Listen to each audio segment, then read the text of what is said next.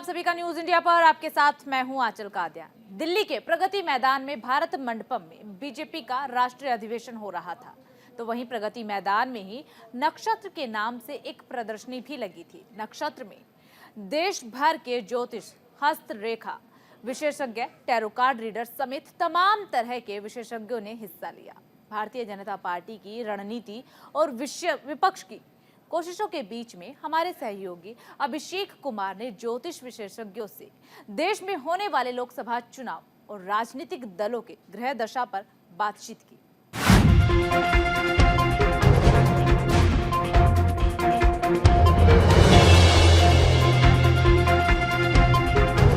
नमस्कार, आप देख रहे हैं न्यूज इंडिया। आपके साथ मैं हूं अभिषेक।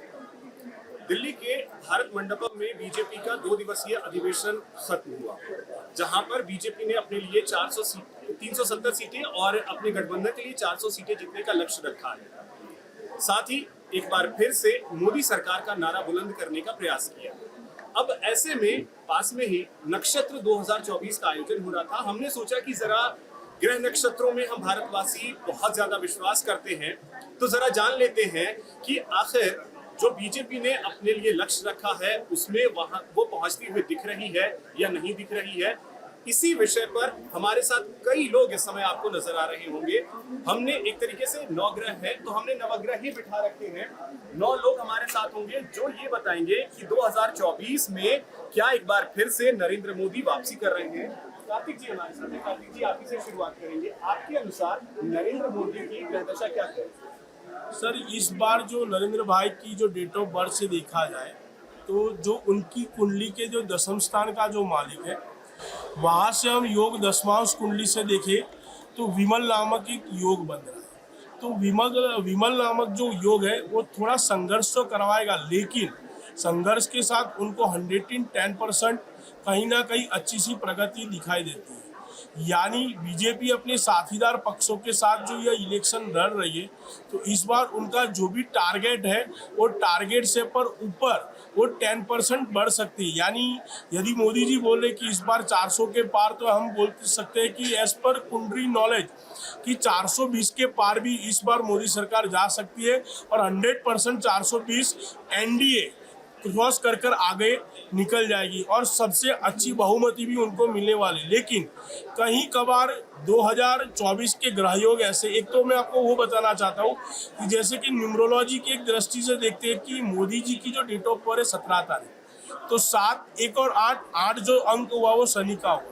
और 2024 की साल जो चल रही है वो साल को 24 से गिने तो 4 और 2 6 और 2024 से 8, यानी 6 और 8 का जो कम्युनिकेशन हो रहा है, यानी बुध और शनि, तो बुध और शुक्र का कम्युनिकेशन एक ऐसा है कि 110% कहीं ना कहीं यदि मोदी जी अपनी राह पर चलते हैं तो उनको ये जो इस बार उनको जो 420 के पार जाना है, 400 के पार जाना है, तो 110% उनके इतने ग्रह योग राज सत्ता में उनको तीसरी बार प्राइम मिनिस्टर भी बनाएंगे और उनकी जो मनोकामना है, बीजेपी ने जो आज तय किया है अपने लिए एजेंडा, वो उसमें सफल होती दिख रही है। 100% मोदी जी सफल होंगे। थोड़ा सा इसे टैरो कार्ड के जरिए भी समझने की कोशिश करेंगे। मैम, टैरो कार्ड के जरिए सर आप बताएं कि ये क्या कहता है मोदी जी का ग्रह नक्षत्र? ग्रह नक्षत्र ये कहता है कि मोदी जी ना सिर्फ बाहर, इनफेक्ट घर में जो भी थोड़ा सा लग रहा है कि घर के ग्रह योग का मतलब कि घर के लोग जो है अनसेटिस्फाइड से है, लेकिन पूरे के पूरे सेटिस्फाइड हो जाएंगे, मोदी की गंगा में नहाएंगे। ये जो टैरो कार्ड आपने निकाला, इसका मतलब जरा बताइए। 9 ऑफ कप्स का कार्ड आया है कि ना सिर्फ बाहर, इनफेक्ट घर में भी होता है ना कि जो घर का मुखिया है संपूर्णता करके बैठा होता है कि मैंने सारे काम कर दिए हैं, मैं सेटिस्फाइड हूँ, मेरा परिवार सुखी है, मेरे परिवार के सारे जन सुखी है, वो लेकर। और अगर हम इसकी बात करें 2 ऑफ वांड्स की, तो विश्व गुरु की तरफ तो डेफिनेटली जो आपका सवाल था कि विश्व गुरु बनेगा ही नहीं बनेगा, डेफिनेटली बनेगा और संपदा भी आएगी, यानी कि प्रॉस्पेरिटी भी आएगी। जो एक बात आ रही है कि पैसा नहीं है, गरीबी है, ये है वो है, ये सब चीजें नहीं है, बहुत ज्यादा पैसा भी मोदी जी लेकर आएंगे। यानी भारत की जो अर्थव्यवस्था सुधरने की बात हो रही है उसमें सुधार होगा। बिल्कुल होगा, 101% होगा। पूर्वी जी, आप कैसे बताएंगे? मैं टैरो कार्ड से सबसे पहले कार्ड खोलूंगी तो हाँ देखो, ये आ रहा है K नाइट ऑफ पेंटिकल्स। तो हाँ, ये जो बोल रहे थे वो सच है। जो अर्थव्यवस्था है वो बहुत स्ट्रांग होने वाली है, यानी मनी वाइज भी, और जो ग्रुप डिसीजंस है वो जो पार्लियामेंट में जो बैठे हैं, वो सारी जो रणनीति है वो सच में बहुत स्ट्रांग हो रही है। जब केन आउट ऑफ पेंटिकल्स आता है, इसका मतलब ये है कि ये पूरी योजना के साथ आगे बढ़ेंगे। और मैं सेकंड कार्ड भी पिक करना चाहूँगी। हाँ, तो ये बता रहे हैं कि बहुत सारे काम अब उनके पास और आएंगे, और सारे प्रोजेक्ट्स है, और सारा जो वर्क है, जैसे अभी तक वो लोग ने छोटे छोटे काम करे, और ये साल में नए काम आ सकते हैं, क्योंकि 2024 शनि का कारक है, तो इनके लिए और वर्क बीजेपी के लिए बढ़ सकता है, कम नहीं होने वाला है, बढ़ सकता है। ठीक है सर, आपके अनुसार समझना चाहेंगे कि नरेंद्र मोदी ने एक लक्ष्य रखा है, ठीक है, लोकसभा चुनाव में एक छोटा सा लक्ष्य वो मानते हैं 2047 तक का लक्ष्य है, भारत जो है वो विकसित राष्ट्र बन जाए। आप किस तरीके से उसे देखते हैं, उसमें भारत की गृह दशा अगर आप बताएं। देखिए, भारत हमारी जो तंत्र गणना कहती है, क्योंकि मेरा तो विषय तंत्र रहा है, तो तंत्र की गणना के अनुसार ये तो समझ लीजिए कि 2024 का इलेक्शन तो जीते हैं। 372 से 378 बीजेपी है, और 302 से लेकर 305 तक आपकी एनडीए की रहेगी। एक बार फिर से ये आंकड़ा बताइए। 372 से लेकर 378 तक बीजेपी रहने वाली है, और 302 से लेकर 305 और 307 के बीच में आपकी एनडीए सरकार आने वाली है। ठीक है। चिंता का विषय सिर्फ इतना रहेगा कि मोदी जी का स्वास्थ्य मुझे जून जुलाई के आसपास थोड़ा सा उतार चढ़ाव भरा दिख रहा है। उन्हें अपने स्वास्थ्य को चिंता करनी पड़ेगी, क्योंकि वो राष्ट्रहित में इतना काम कर रहे हैं कि अपनी चिंता भूल गए हैं। नरेंद्र मोदी की जनकुंडली भी आपने अच्छे से देखी होगी, उनके लिए आगे जो मार्ग है वो कैसे चुनौतियां, क्योंकि जैसा मैंने भी बताया कि उनके लिए और ज्यादा काम करने के लिए चुनौतियां उनके सामने आती रहेंगी। किस तरीके की चुनौतियां हैं? मैं न्यूरोलॉजिस्ट हूँ, और जैसे कि सर ने भी बताया, I agree with all. Actually उनका भी पर्सनल ईयर चल रहा है 7 नंबर रिलेट करता है केतु से। तो देखिए, आप देख ही रहे हैं आजकल कि हमारे मोदी जी ने राम मंदिर बनवाया, ऐसे आगे बहुत सारे मंदिर और बनेंगे, और वो बनवाएंगे भी। जो ये पॉइंट है ना, धार्मिक दर्शन, ये इन्हें बहुत सपोर्ट करेगा। जो आगे इनको लेके जाने वाला है, या जो मतलब पब्लिक जो सपोर्ट कर रही है वो करेगी आगे, क्योंकि ये आगे और धर्म से जुड़ेंगे।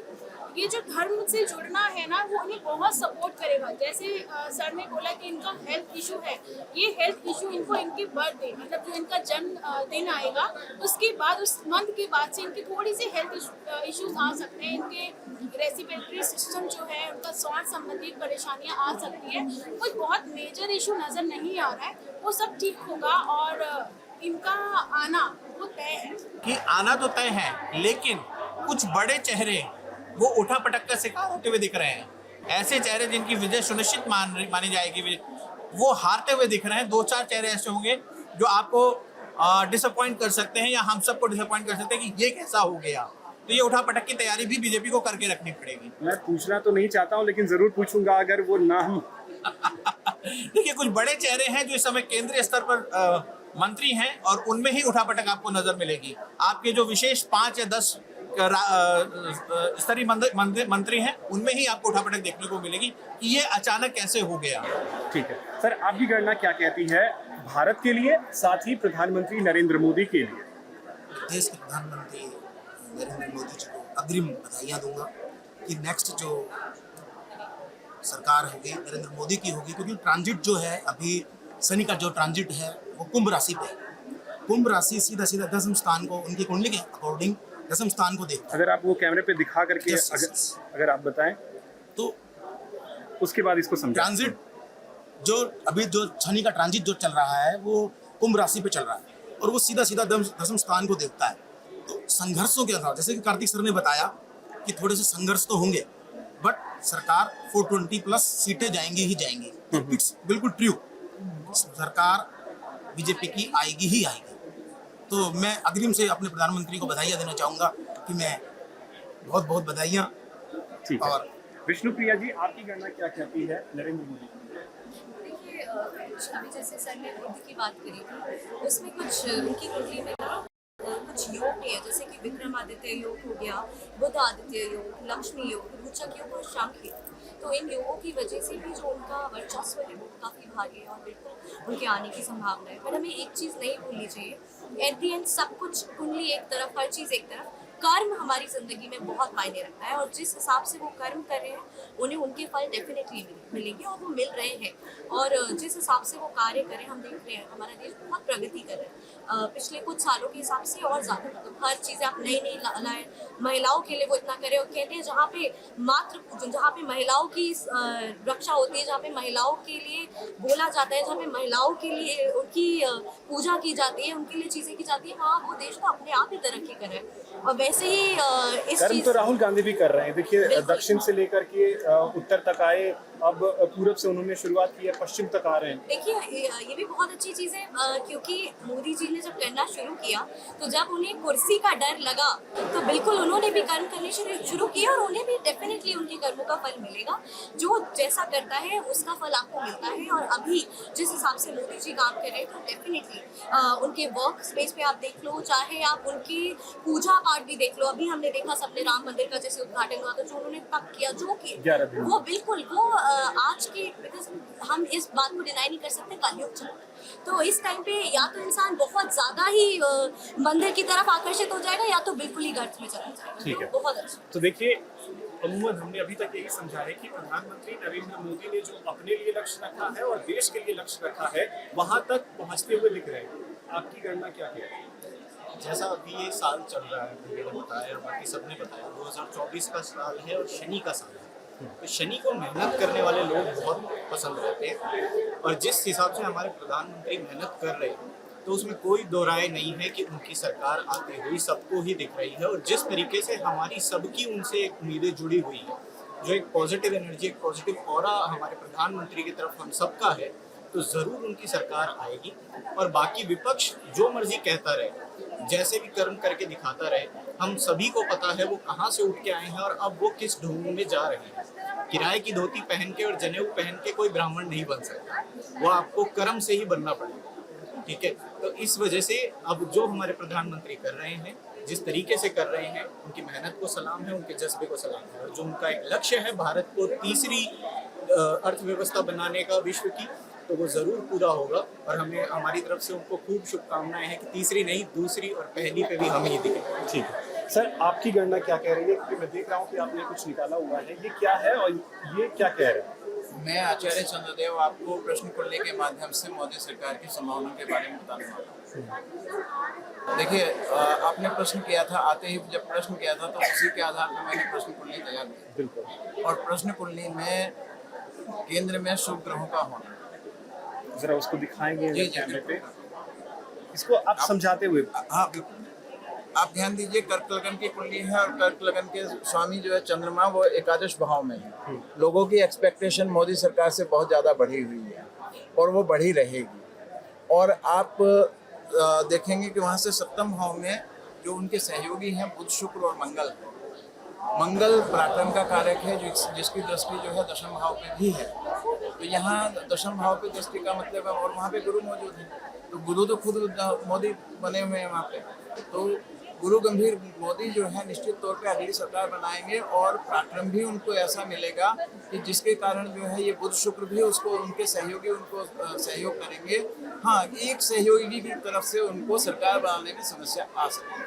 केवल एक सहयोगी ऐसा होगा दल जिसकी वजह से उनको सरकार बनाने में समस्या, तो वो तो पूर्ण बहुमत अपने सरकार बनाने में समस्या नहीं, मंत्रिमंडल बनाने में थोड़ा उनको कष्ट हो सकता है।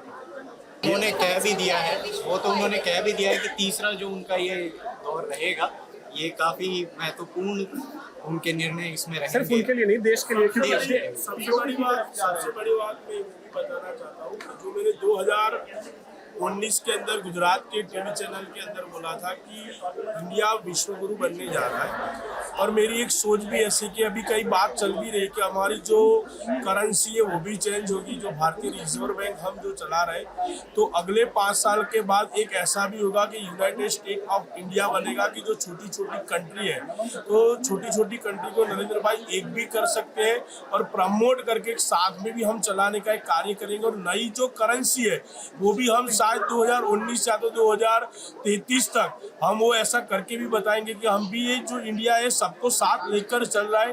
तो जो छोटी छोटी कंट्री उनको भी हम साथ लेकर एक बड़ा जो भारत पहले जो हमारे नक्शे में था उसी नक्शे के अंदर हम वापस लाएंगे। ये जो कोई कर सकता है तो केवल न केवल नरेंद्र भाई मोदी कर सकता है, क्योंकि एक गुजरात के पानी के अंदर एक ऐसी ताकत होती है कि जो बोलते हैं ना वो तो डेफिनेटली करते हैं, लेकिन जो नहीं बोलते वो तो बहुत ज़्यादा डेफिनेटली कर सकते हैं।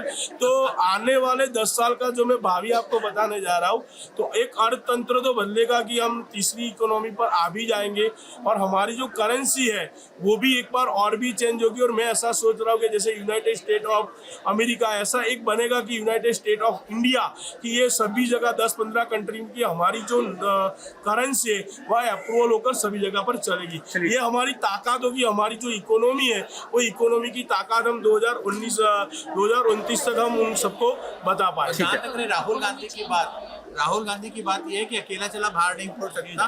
वो जितनी मर्जी गुलाटियां मार लें वो वही रहे, जैसे रहे हैं वैसे ही रहेंगे।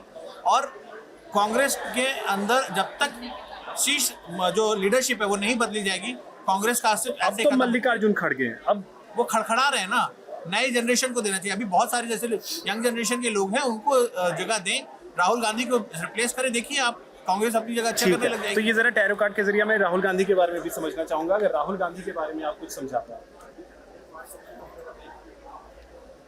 राहुल गांधी जी के विषय में ये है कि वो अच्छा करते हैं अपने क्षेत्र में।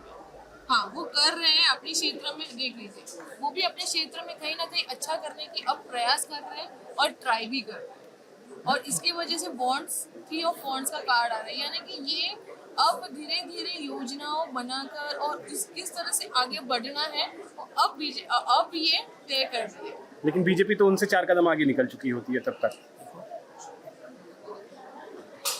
क्योंकि कांग्रेस कहीं ना कहीं ये गड़बड़ करते हैं कि जो इनके वर्ग में जितने भी काम कर रहे हैं ना वो प्रॉपर नहीं कर रहे, जो बीजेपी कर रही है हर चीज। वही जो आपने बोला योजना बनाते हैं लेकिन इम्प्लीमेंट नहीं होता है, बीजेपी इम्प्लीमेंट कर रही है। हाँ, वो इम्प्लीमेंट करते हैं कि कहीं ना कहीं जब राहुल जी काम करते हैं वो इम्प्लीमेंट पे, तो वो उनके जो संपर्क में रहते हैं वो नहीं करते हैं। राहुल जी कहा कि बीजेपी तो योजनाएं कर चुकी है, वो तो बहुत कार्य कर चुकी है और उनकी कार्य प्रगति पर है, लेकिन अब जाके कांग्रेस तो वो सोच रख रही है। मतलब वो कहते हैं ना, माँ के पेट में बच्चा तो अभी पल रहा है, वो सोच में पल रहा है, और बीजेपी ने राहुल गांधी को जवान कर दिया। नहीं, कांग्रेस पहले ही बोल रही थी कि हम 100 रुपया दे रहे हैं, नागरिक तक 2 रुपया पहुंच रहा है। मोदी जी बोल रहे हैं मैं 100 रुपया देता हूँ, 100 रुपया पहुंच रहा है। इतना फर्क है, तो पब्लिक आम जनता भी उनको सपोर्ट करेगी। ठीक है, इस तरीके से रहेगा कि बीजेपी का ना एक सरकारी और एक देश को चलाने की तरफ उनकी ज्यादा जागरूकता है, जबकि राहुल गांधी को ये नहीं पता कि करियर में आगे करना क्या है। अगर स्टैंड अप कॉमेडी करेंगे तो ज्यादा बेटर रहेगा उनको। बीजेपी अपनी लकीर पे है और बीजेपी अपनी लकीर को स्ट्रॉन्ग कर रही है, अपनी ना सिर्फ जमीन ऊपर आसमान हर जगह अपने आप को स्ट्रॉन्ग करके चल रही है। बाकी जो जितने भी बाकी पार्टीज हैं वो उनको तोड़ने में लगे हुए हैं, ना कि देश के लिए कुछ कर रहे हैं। तो जो लेकिन बीजेपी तो नेताओं को दूसरी पार्टियों से तोड़ के लाती है, तोड़ के लाएगी तो अपने आप को तो मजबूत करेगी ना, क्यों नहीं करेगी? जब अपने आप को हमने जल थल हर जगह मजबूत करना है तो मजबूत तो करेंगे ही ना, तो खुद को मजबूत करेंगे, दूसरों को तोड़ नहीं रही। कांग्रेस को क्या लगता है इस बार चुनौती पेश कर पाएगी या बिल्कुल भी चुनौती नहीं पेश कर पाएगी, जो आंकड़े आपको बता रहे हैं, जो गणना बता रही है? हाँ, गणना के अनुसार कांग्रेस केवल किसान संगठनों के बल पे आगे बढ़ने की कोशिश कर रही है और ये कुछ समय के लिए मोदी गवर्नमेंट को परेशान कर सकते हैं, लेकिन इससे लंबे समय तक कांग्रेस के प्रोस्पेक्ट्स कम होते चले गए। और एक मैं विशेष बात कहना चाहता हूँ, जो मैंने एक तो हिंदू राष्ट्र वाली बात आपको बताई है, ये डिक्लेयर होना ही होना है अगले कार्यकाल में। दूसरी चीज होगी, अगले कार्यकाल में मोदी जी का स्वास्थ्य जो है पूरी तरह से सफर करेगा, लेकिन उनके आयुष्य पे कोई खतरा नहीं। विष्णु जी, क्या लग रहा है कि इस बार बाकी की चुनौती बिल्कुल भी नहीं होगी? सिंपल लग रहा है कि बहुत आसानी से के हिसाब से बिल्कुल ऐसा लग रहा है कि बहुत स्ट्रॉन्ग कुंडली है नरेंद्र मोदी जी की। बीजेपी के और भी काफ़ी जो लोग हैं उनकी भी बहुत स्ट्रॉन्ग है, जिस हिसाब से वो अपनी रणनीतियाँ बनाते हैं। हमने देखा है कि बहुत ही अभी पिछले इलेक्शन में भी वी वर वेरी शॉक्ड देख के रिजल्ट्स तो बट ऐसा नहीं है, कांग्रेस भी अपनी पूरी कोशिश कर रही है। देखिए राहुल गांधी जी की कुंडली में भले ही चंद्रमा थोड़ा नीचा, कुछ चीज़ें ऐसी हैं, but I am very sure कि कुछ ना कुछ उपाय तो डेफिनेटली कर रहे होंगे एंड मेहनत वो भी कर रहे हैं, बट हमें देखना है कि परिणाम क्या होता है। बट डेफिनेटली कुंडली के हिसाब से नरेंद्र मोदी जी को बहुत चांसेस है। कुंडली के हिसाब से नरेंद्र मोदी ऊर्जावान और छठम का मालिक मंगल ही है, तो ऊर्जा से अपने शत्रुओं का नाश करते हुए आगे बढ़ेंगे नरेंद्र मोदी। ठीक है, एक आखिरी सवाल लेते हुए मैं इस कार्यक्रम को खत्म करूंगा। नरेंद्र मोदी, उसके बाद आदित्य योगी देखो एक चीज बता देता हूँ कि नहीं, ऐसे नहीं, देखो, वो एक गणना चीज है, की- गणना की बात नहीं होती कि आज तक बीजेपी के अंदर कोई भी राज्य के अंदर कोई चीफ मिनिस्टर भी बनने वाला होता है तो पहले चुनाव के इलेक्शन से पहले तय नहीं होता है, इलेक्शन के बाद भी तय होता है, लेकिन वो देखा जाता है कि कौन कैपेबल है और राज्य को कौन संभाल सकता है। तो बीजेपी के अंदर ऐसा भी नहीं हो सकता कि अमित भाई बनेंगे, कि भाई योगी आदित्यनाथ जी बनेंगे या किसी और को भी उठा, लेकिन बीजेपी के अंदर एक चीज ऐसी है कि अपने आप में जो हुनर है, जो देश को चला सकता है, पूरे विश्व के ऊपर वो अपना आधिपत्य जमा सकता है, वैसे ही कैंडिडेट को वो स्थापित करेंगे। ऐसे किसी को नहीं हम आज योगी जी को बोल दे, अमित भाई को बोल दे, ऐसा किसी के नहीं अंदर। कि बीजेपी के अंदर जो लोही है, जो खून है उनका, वो एक देश राष्ट्रवादी है। तो जो राष्ट्र की सेवा करना खरेखर चाहता है, उसको ही वो गद्दी पर लाकर उनको बिठाएंगे। ऐसा नहीं कि हम बोल दे कि इनको, लेकिन उनको जो लगेगा उनको भी वो लाकर, यानी जो राष्ट्र के लिए काम करेगा। क्या आप हम ऐसा सोच सकते कि ऐसे कदावर नेता को हम फिर ये राजगद्दी सौंपते और फिर से, जो कई लोग बोलते हैं ना कि हम राम मंदिर तोड़ के फिर से वही मस्जिद बना देंगे, तो फिर से बन ये सकता सब है। दूर की कौड़ी है, ये सारी चीजें हैं नहीं। तो देखा आपने कि किस तरीके से अभी तक जो बातें हमने की उसमें यही निकल करके आया कि इस बार भी बीजेपी की ही सरकार आएगी, लेकिन इसमें सच्चाई तभी पता चलेगी जब जनता वोट करेगी, और उसके लिए इंतजार हमें थोड़ा सा करना होगा। फिलहाल इस कार्यक्रम में इतना ही। नमस्कार, देखते रहिए न्यूज़ 18।